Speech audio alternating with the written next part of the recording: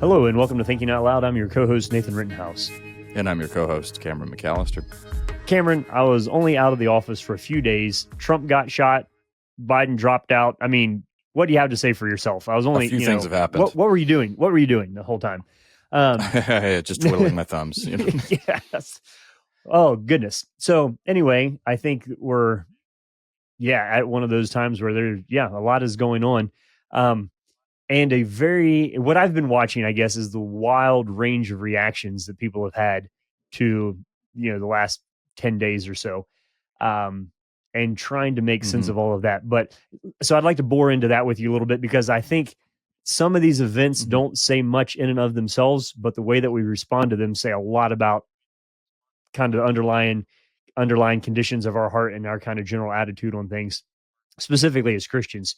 So I'd like to kind of kick those around a little bit as we go here, but get us started. What are some of the reactions that you're seeing that you think, or kind of what's the spectrum there of among your friends and the people you follow online and things you've seen? How would you categorize those? I mean, I think you have an image now that's going to be forever burned into the consciousness of most Americans, with Trump, kind of pumping his fists, blood streaked across his face. It sounds a little cynical maybe to say that he was, he's very canny in how he responded right there. But I think he was. I think that was instantly, you have a piece of political iconography now because of that image and as you pointed out, Nathan, with the American flag in the background. I think the responses haven't been all that surprising. I think people, among Trump supporters, you've just seen, I've seen a lot of people look at this as a form of vindication. See, this proves the mettle of the man. This proves he's very courageous. This proves that he's got guts. He has what it takes to lead the nation in our chaotic moment. A lot of that. So I don't think that's particularly surprising. I've seen I'm going to speak very plainly for a second, and then I will try to dig myself perhaps out of this hole, or maybe just offer some more explanations. I've seen a lot more very explicit political idolatry happening. Now, let me be very clear when I say this, and I think this is true of Nathan as well. I'm not claiming, Nathan is not claiming that if you've voted for Trump or support him, that you're necessarily guilty of political idolatry. It's not what we're saying. Or other. But I've seen a lot of. Correct. Yes, exactly. But I've seen a lot of Bible verses marshaled to bolster the man. I've seen just a lot of really interesting wordplay happening to kind of gloss over some of the hesitations people might have in supporting a candidate like Donald Trump. That's nothing new. It's a rehash of what we've seen in the past. So I guess I'm seeing a lot of people double down on it. It's been interesting to watch Trump's political opponents try to grapple with this, because for so long, Nathan, the narrative has been most of the political violence that we're seeing, the people who are the most predisposed to political violence, are people on the right. And so this seems to counter that narrative just a little bit, or at least in this particular instance, that's providing a little bit of a challenge. So I've also seen other people who have said, all right, well, we don't want to see anybody executed or assassinated. That's horrible. But let's be honest. Trump has inflamed his speech, and he's created this kind of environment. I've seen that kind of spin too. I'm sure you have, Nathan, as well. So he's created an atmosphere that is conducive to this kind of thing. I don't know if you've seen any of that. That was definitely one take that as well, that he was responsible for the own attempt on his life. But then there's the other side. So he did this to himself. He did this to himself.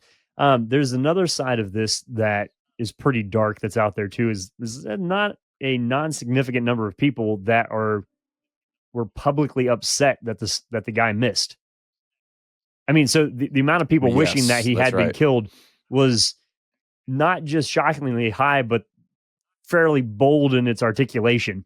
And so I think that says a lot and certain about people had to walk it back because but some of them didn't also. So yeah, that Yep. that was Well, wild and for me and to and see. Like, also if they did, yeah, if they did, it was a pure PR move. Yeah, I mean, I'm thinking of some of the musicians who had made those comments, and then there was a massive public outcry, and it was hurting their image. And then suddenly, I regret my remarks. Oh, really? Do you though? yeah, so out of the overflow of the heart, the fingers tweet, I think is the um Your publicist regrets your remarks. your so there's that going on. Yeah, let's there's another. So I'll tell you, it's like some of my thoughts on this is that the Mm. political angle on this doesn't, like, so like what the shooter's motives was and all of that are pretty vague and weird. Like, he had researched the Democratic convention too, what his political ideas and Yep. whatnot were, um, are vague enough that there isn't really a lot of finger pointing on that I think is justifiable or useful in any real way here. What we do know Mm-hmm. though is people died, and this was where, like, I Yep. felt myself just a little bit of like, okay, it could have been worse. But then I saw a lot of stuff going on, coming out of the mouths of Christians, of like, we're so grateful for God's protection. This could have been, um, Mm-hmm. okay. So Trump only got shot in the ear, but somebody got shot in the head behind him. And so, and I That's was right. thinking Yep. too, like, over the last few days of like, imagine being that sniper right now. You had to shoot a 20-year-old crazy kid in the head. Like, that's not an easy job Mm-hmm. either. So I've been praying for him and his family, and like, I mean, and then you think of the family of the shooter Mm-hmm. himself, and like, this is a really, really tragic, super complex um thing. And so I found myself not knowing exactly how to respond to everybody and be like, yeah, God protects. At the same time, like, there's a lot of blood that was like, can we think outside of just the candidate here and look at the overall Mm-hmm. scene? Um, and I Mm-hmm. didn't see a lot of Yep. good expression of that, almost because it seems like everything had been so has been so isolated into only political categories that it felt like we chopped off a little bit of our humanity all of a sudden in this event. And then the way that we responded as a nation just showed us that, yeah, actually, we just care about partisan politics. Like, so I guess I wasn't surprised. This is my line. You know, like, you can be you can be sad but not surprised, that there Mm-hmm. wasn't a little more heartfelt reflection at the loss of human life in the midst of this. So I guess that's kind of where I was stuck. Of um, yeah, just lamenting that wasn't more of a forefront feature in a lot of conversations I heard, or is kind of given quick lip service to, and then moved right on immediately into the next thing. So anyhow. Mm-hmm. Yeah, and I think I want to press into a little bit of that divine providence kind of argument that you're seeing cropping up a lot, because it's worth kind of examining that closely.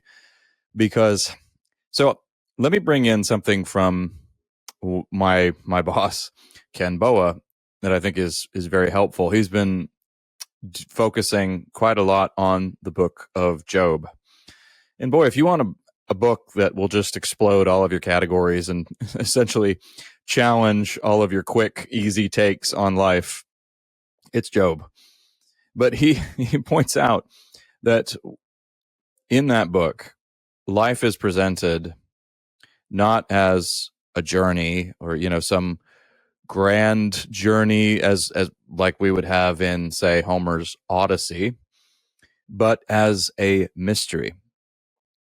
And a mystery in the biblical sense, not in the sense of something that remains inscrutable, something that you could never figure out or that you don't understand, but something that you can't fully wrap your mind around. You can't know everything. And we can't, and one of the lessons of Job that Ken really points out, and I think he's right to do so, is that we can't fully wrap our heads around God's purposes behind what's happening in this world. Now, there is a plan, but we're surrounded by mysteries. And Ken will point out, if you take anything in your hand from this world, it presents to you an inexhaustible wealth. Even, a leaf on a tree, the details, the exquisite details, the intricacies of it will explode your mind. How on earth would we presume that we could wrap our heads around God and his ways? So all that to say, you look at this assassination attempt, and one crude reading of it is you could say, yes, this was divine providence because clearly Donald Trump is God's choice in this election. But you just take a few steps back and you say exactly what Nathan was just pointing out there. Well, but the man who lost his life, he wasn't spared. And two other people were injured. And also, if you want to go further, you can look at all the other people whose lives remain unspared. Some people have been pointing to, if you take that tack with the Trump assassination attempt, what about the children at Sandy Hook? Road, if you go down that road, how on earth would we begin to presume to understand some sort of divine calculus behind all of these events that are unfolding? We need to exercise a whole lot more caution. We need to exercise a whole lot more humility, and we need to exercise more biblical maturity when we look at these kinds of events. Okay, so Nathan, sound like you had something to say there. Yeah, let's push into this a second here, because what Cameron and I are doing here is we're not criticizing any one political candidate or the proponents of any one political party. There's enough of that going around for everybody everywhere. But in defense of the theology which we hold dear and our understanding of Scripture, let's just be very careful here, because I think what I saw happening, Cameron, perhaps, tell me if I'm right or wrong here, is that you have a way that you want the world to be. You make a decision, and then you're post hoc looking for justifications for the validity of the decision that you made. So let's say that you preemptively decided that Trump is God's anointed, chosen instrument, all the Cyrus language there, and then he survives a near miss like this. Yeah. Then you see this as a validation of a decision that you previously made. So it's not necessarily that your faith is informing the overall structure of your decision making, but your faith is now a form of support for an ideology or a set of ideas that you've already developed. Now, I'm not saying that people can't reach those same conclusions in other ways and do it through biblical principles and all of that. I'm just saying I think there has to be, and it appears to be, a chunk of people who are, it's kind of like you're using Scripture as like, some bling on your backpack strap, where you're just pinning this religious veneer onto a political decision that you've already made, and then justifying the political decision using Scripture in order to, so it seems like it's the cart before the horse there on some of the way in which it looks like some of this is being used. And I'm not just saying this because I'm like all cranky about it, but I think if we're going to be serious Christians moving forward in the future, we have to be very clear and very careful about the appropriate use of what we justify with our faith and what we believe because it's justified by our faith. Those seem to be different to me. Yes. And I mean, I can speak from personal experience of the post hoc kind of reasoning and rationalizing. I've done that many a time myself, which is why I really am so I try to scrutinize myself very carefully, especially when I'm thinking about some outcome that I really desire. And that's of course not limited to the realm of politics, but we want to, I think a good test here, Nathan, and by the way, both Nathan and I, of course, can say for the record, we're very grateful that Donald Trump came through this relatively unharmed, of course. And we would say the same. Were there any attempts, in the opposite direction? Yeah, and it could have been way worse. With regard to Biden, of course. And I'm grateful for that. It could have. I mean, yeah. So, yeah, it's worth stating that. But I think one important question here when we consider the right now we're talking about Donald Trump and we're talking about elections. So if we consider politics, one really important question, a very basic one, but don't let basic fool you. Basics are we often are really lacking in the basics. This is our friend KJ Johnson often talks about brilliance in the basics being a lost art. He's right. Well, one of the basic questions we can ask with regard to politics is this person you have in mind, this desired candidate, just a person for you? Or is he or she something more? I do think that there are strong indications in both directions, by the way. I'll be an equal opportunity offender here. in both directions, that the candidates are more to the person than to their voters than just a person. They see them as, and I mean, this makes sense. They see them as a symbol. They see them as some sort of a strong man, strong person who can change things, somebody who can either take us forward or take us back, depending on where you stand. It's worth talking a little bit about how we got there, or how we got here, rather. Well, I let me think a just lot pause of you this there. has to do with, yeah. So Pause me hold there. that Yeah. hold Let's that thought, pause. because I want to hear you say. But just to bring this, that is the reason, though, why you could celebrate God's providence at Trump being spared and another person being shot in the head, if you think that this person is more Mm-hmm. than just an equal value person. I think subconsciously the vast majority of Americans would Correct. have Yep. said that the life of Trump is more important than the life of the man behind him, which our theology does not allow for. Yes, I think we as Americans are predisposed to be highly pragmatic in our thought. And that doesn't necessarily mean we're malicious, even though that is, if you just state that outright, that's a malicious thought. And we can say it's malicious from a Christian standpoint. From a cultural standpoint, it's a little harder to indict a thought like that, by the way. From a Christian standpoint, it's not hard to indict that thought, because we believe that every human being is made in the image of God, including, by the way, the shooter, who was himself executed, as you pointed out, Nathan, a 20-year-old, very troubled young man. We know very little about him, pretty obscure details. As I read about that shooter, whose name is escaping me right now, Nathan, but as I read about him, I think it was Crooks, Thomas Crooks, I think. But as I read about him, it was just a fresh reminder of how deeply mysterious human beings are, because we're all, of course, hunting and hungry for a motive. And, people have obviously political motivations for knowing why he did what he did, but there just is not a whole lot there. It's kind of a quiet guy, kept to himself, pretty good student, a little lonerish, but apart from that, just didn't leave much of a digital footprint. I mean, there's just not that much information about this guy. And yet he did something now that will be remembered for a long time. So there is a sense, though, that the consequences of one person dying over another is different. So yeah, if Trump had been killed, that would have been a cultural upheaval that would be hard to imagine, for sure. So I'm not saying that the differentiation in who gets killed doesn't matter, but as far as a value of life, I just want to be clear on that. Like, well, here, let me add a basic metric here that we can use. I think there are people who have a massive reach in terms of their influence, bigger than other people's. So that's true. So yeah. Donald J. Trump, but it doesn't make them more valuable. A lot more cultural, social. Right. He is now. Does Donald J. Trump have more cultural, social capital than Nathan Rittenhouse and Cameron McAllister? Yes, absolutely he does. Does he have more wealth and status? Yes, absolutely he does. Is he more valuable than either one of us?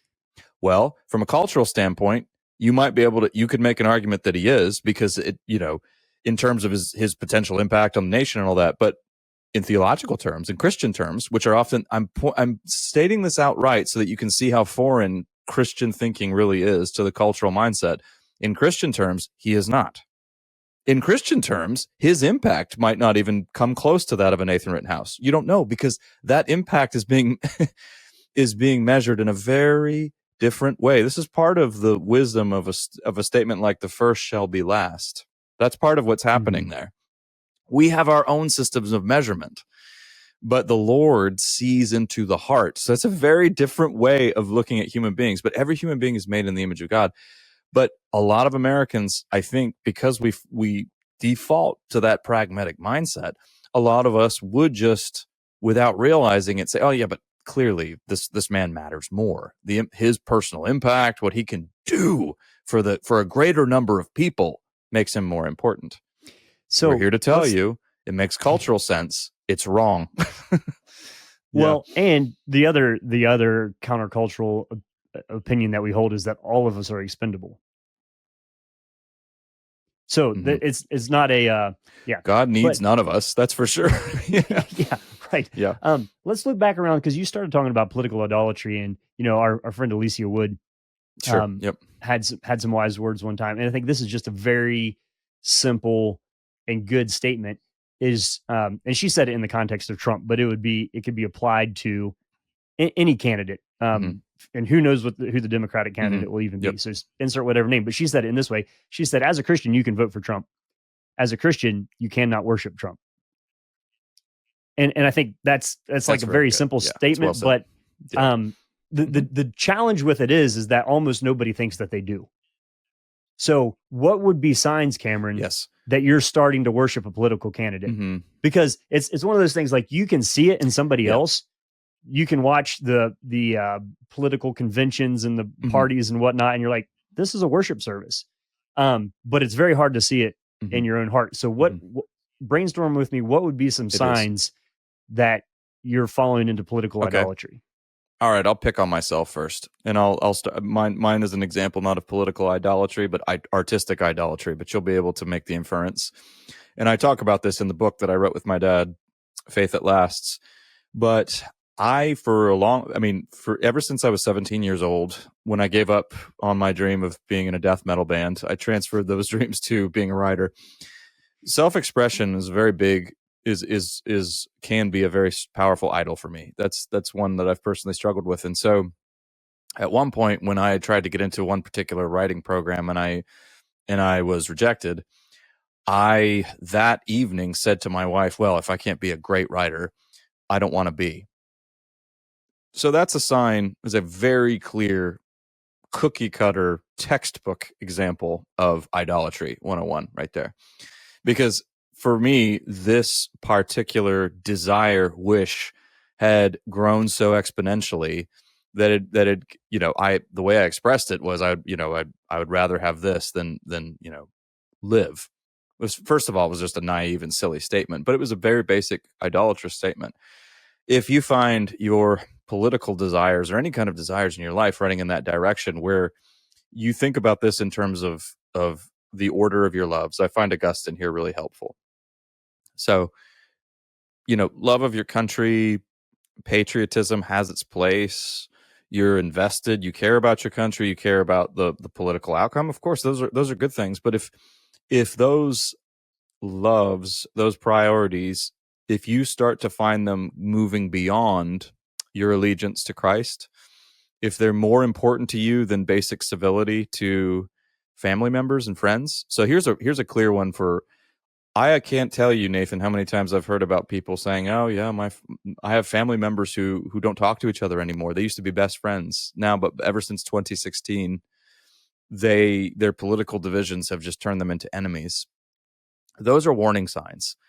If you're No, I'm not saying you change the way you vote or anything, but I'm saying if your loyalty to a particular candidate or party trumps, no pun intended, your relationships with family and friends, if it starts to get in the way of your Christian convictions, if you find yourself making those subtle compromises, those are all warning signs. Those are red flags. Those are warning Mm-hmm. signs of idolatry, because they are showing that your loves are becoming disordered. Your primary loyalty should be to Christ and Christ alone. And so anything that gets in the way of your loyalty to Christ will be a problem. I'm not saying that, again, I think Alicia's little soundbite is very helpful. You can vote for Trump, you can't worship him. If you find yourself moving into worship territory with regard to anything in your life that is not Christ, that's a clear sign of idolatry. And Well, we need to all be very cognizant of that, because this is just something, it's a perennial human struggle for all of us. mm-hmm. So let's go through some elements of worship here. Um, what gives you anxiety? What do you lose sleep over? What do you spend your time focusing on? What do you celebrate? Would be a huge one. Hmm. Um, what all of these are actually byproducts of hope. So what are you trusting in? What are you hoping for? What are you looking forward to? Is there an individual that you think is going to solve all of your problems for the future? That's classically called a savior. Hmm. Um, or a political party. It could go either direction. These are all things like Jesus on his like, why do you worry about what you're going to eat, what you're going to wear?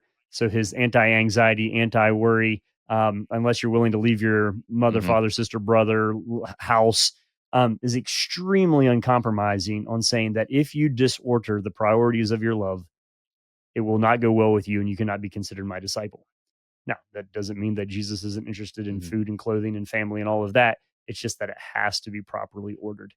And so I think that's why, for me, to loop this back around to where we started, the reactions that I saw um, saddened me because it did look like improperly ordered loves. Um, not that the loves were bad, but they were just improperly ordered. Um, so that's just, I say this as a caution to me because You know, I find all this very, very interesting, yeah. and I can spend a lot of time thinking about it and reading about it and pontificating about it and talking to people about it. And there's Hmm. an idolatry and a misfocus and a missed opportunity for proper worship there as well. So I don't. If you're listening to this and you're feeling Yeah. like we're critiquing some group of people or another, like we're all in this together. We're all a mess when it comes to this.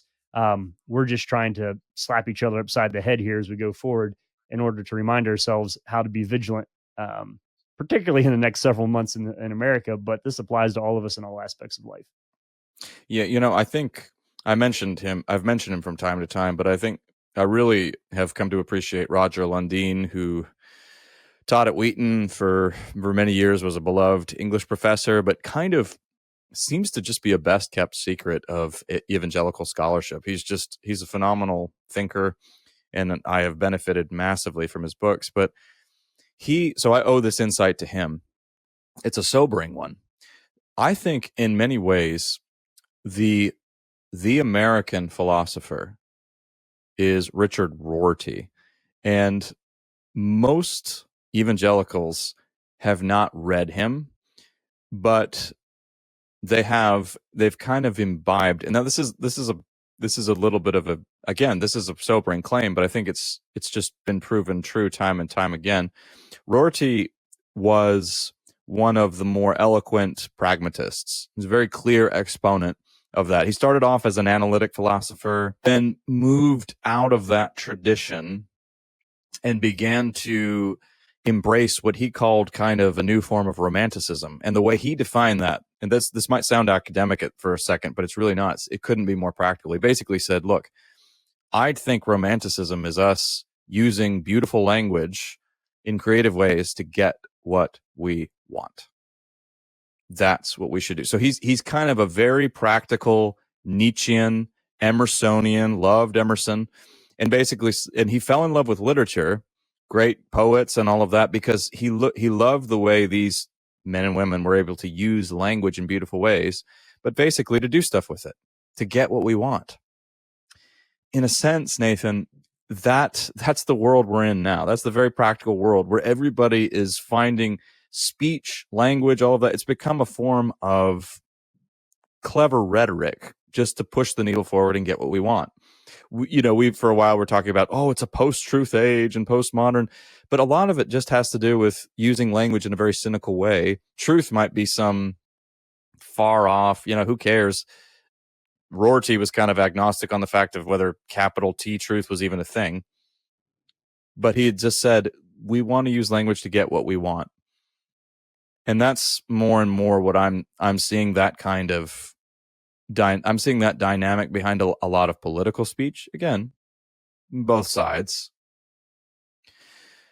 Yeah, I think we need to wrestle with that as well and recognize that we've come to a time where we often are more concerned with language as a tool of manipulation rather than something to bring us into contact with reality.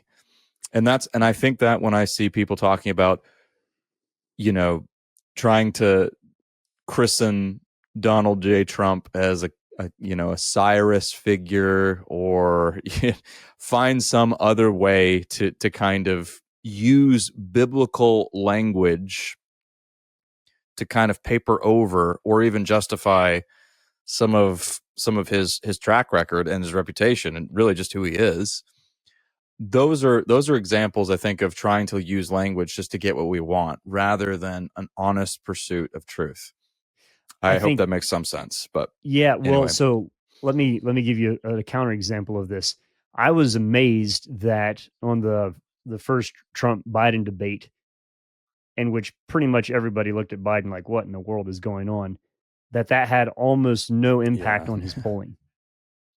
And so what that means is that people had already made a decision, and what he said really didn't matter, which meant that we we as a nation weren't really thinking hmm through any of the particulars of the candidates. We were looking at a broader context of how do we get what we want, which party is going to deliver that to us, and then it really doesn't matter who the candidate is on either side, as long as that party can deliver what we want. And so I see that as a negative example of what you're putting forward there. The other mm, thing is that like to be aware of the fact that we crave certainty as humans.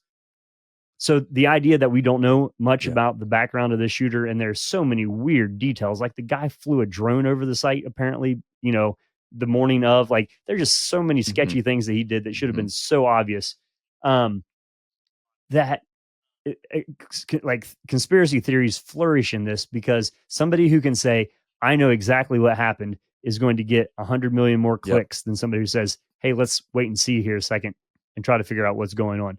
So hmm we're almost living at a time in which the first opinion is always not the right one, which is a bummer of a time to live in. But so I think in our craving for certainty, we have to recognize that as well. That if you're just using language to get what you want, the language of certainty is always going to get you attention.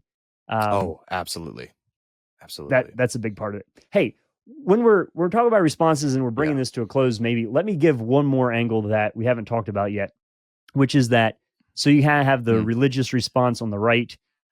You have a, a uh, regret, sadness, sorrow, threat to democracy, all of that on the left. It's a mixed bag, cross the aisle here hmm and there. But there's another one that I saw numerous references to, which is say, look, this is proof that we live in a simulation, that we're in the matrix. Like reality is getting too weird for this hmm to be how reality actually is. This has to be scripted. Like only in a mm, movie could it turn yeah, out like this. And so this is almost like a non-theistic form of religious discussion of these events. And all I want to say on this is that those are weird hunches that people have to say this can't be real, or reality isn't this odd, or you can't make this stuff up, or this stuff can only be made up. Because here's the thing: humans, you've only lived one life. You only have one reality. You have nothing to compare this life to. hmm So it blows my mind that people are yep, like, "Well, this isn't how the world should be." Like there's some weird form of oughtness out there of like, well, yep, reality can't be this complex. That makes me giggle hmm because where, whence cometh that oughtness? Like you don't know. Well, Like nobody's ever thought like that until the modern centuries. Yeah, yeah, so that's just a weird one where it. So you're talking about like embracing mystery, like viewing life as a mystery. We are so appalled by that concept that we would rather postulate that we live in a simulation, which we have no proof or no evidence for, than yeah. just to embrace the fact that the world that we live I in like what you're saying here.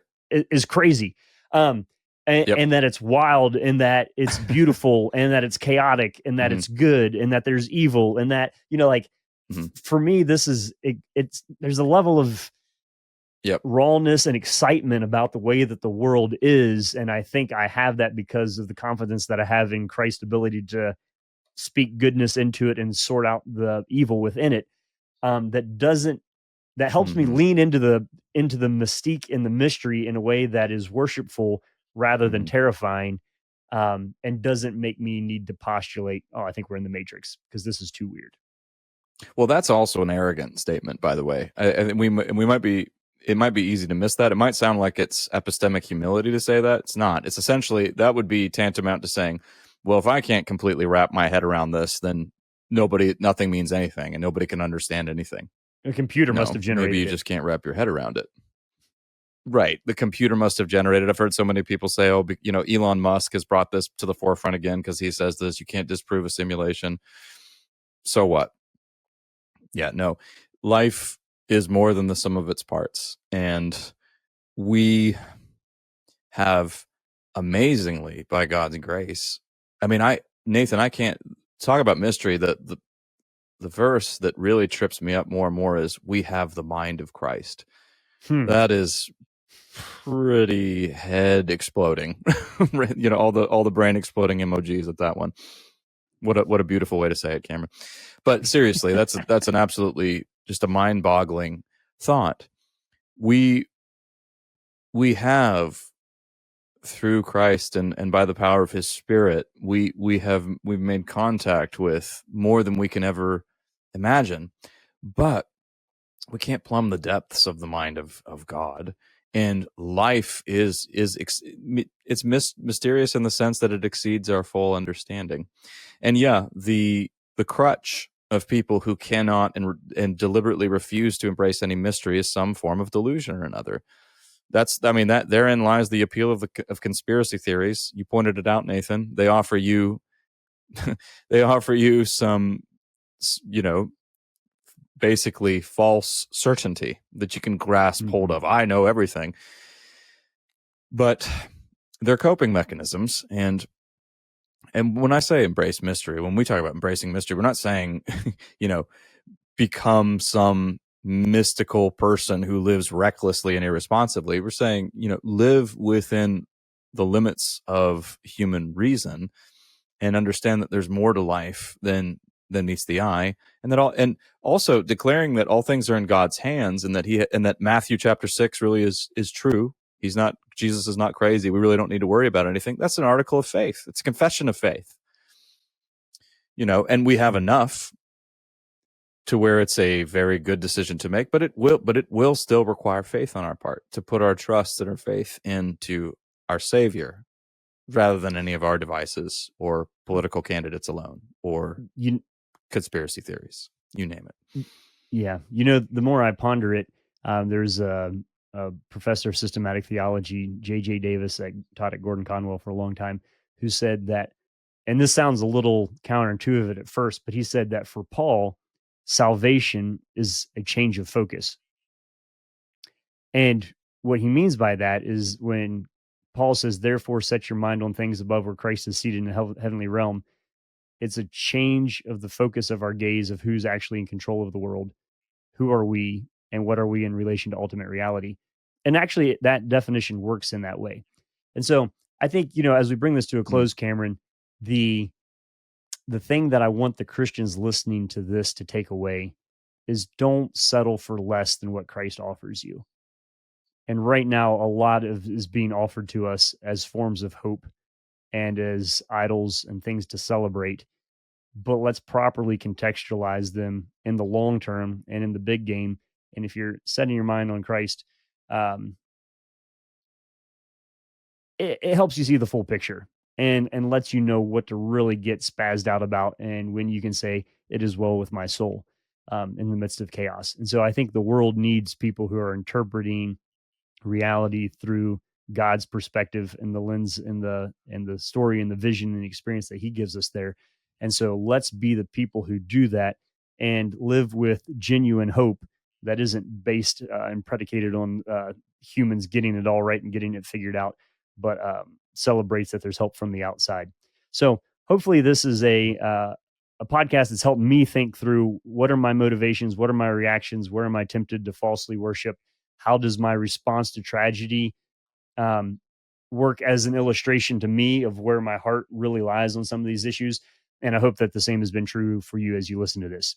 You've been listening to Thinking Out Loud, the podcast where we think out loud about current events and Christian hope. Thanks for listening to Thinking Out Loud. If you'd like to learn more about what we do, book Nathan or Cameron, or if you'd like to support us financially, whether through a one-time donation or on a monthly basis, you can do so on the donate page at www.toltogether.com. That's toltogether.com. And please consider leaving us a 5-star rating and sharing this content with your friends. It really does help.